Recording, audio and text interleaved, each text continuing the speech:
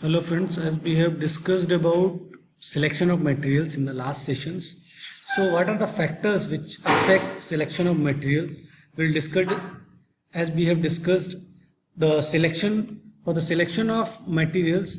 These are the following factors influencing the material selection, like in the service requirement, dimensional stability, strength, toughness, heat resistance, corrosion resistance, fatigue and creep resistance, electrical and thermal conductivity. These are the service requirement for factors influencing the material selection. Now, in this session, we will try to discuss about the case study, okay, of material selection. Okay, so in particular, selection of specific engineering materials for a parts or component is guided by a function, and it should be performed in constraints and the constraint imposed by the properties of material. The problem of selection of an engineering material for a component usually begins with setting up the target function, objectives, constraints and free variables. So these are the parameters which affect the selection of material. Now the constraints and free variable, let's discuss what are these two things. The constraints in the process of material selections are primarily geometrical and functional in nature.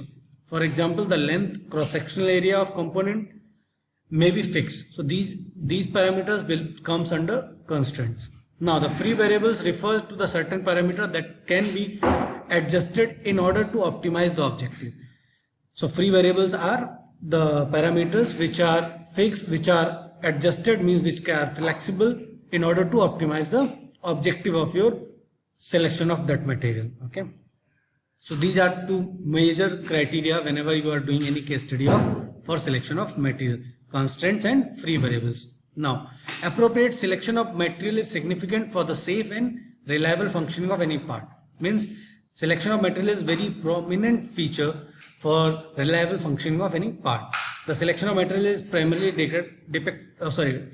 dictated by a specific set of attributes that are required for intended services. Means a simple material can have different characteristics or attributes which are going to satisfy for the intended service. Now let's discuss what is material index. Basically, material index refers to an attribute or a combination of attributes that characterizes the performance of material for given application. The material index allows ranking of a set of engineering materials in order to performance of a given application. Okay, so these are the material index thing which we will see whenever we will start our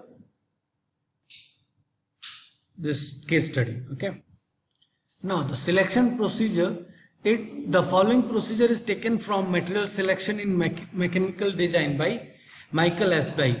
The basic procedure include 4 basic steps, means you have to follow these 4 basic steps: translation, screening, ranking and supporting information. Express design requirements as constraints and objectives, means you have to define the objectives and constraints first as per your design requirement. That is called as translation. Screening means eliminate material that cannot do the job. Now you have to eliminate screening. Okay, you have to screen out the materials which are not suitable for the job or particular design requirement. Next is ranking. Find material that best do the job, means you have to finalize the material which is most suitable for that job. Now supporting information, you have to find out the supporting information, that are handbook, expert systems, web, etc. Okay, so you have to apply these 4 steps. Now first step is translation, in which function what does the component do, okay, what essential conditions must meet. The constraints identify which design variable are free. Okay, so this function, objective, constraint and free variables are identify which design variables are free. Okay, so this step we have to do. Then screening, step 2. Methods to evaluate the large range of material bar chart should be there, property chart should be there, and screen on constraint should be there.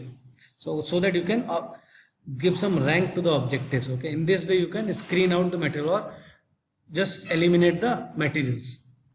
Now ranking, if multiple materials remain after screening, then rank the objectives. Objective define the performance matrices. Okay, in this way you can give the ranking to the specific or more suitable material.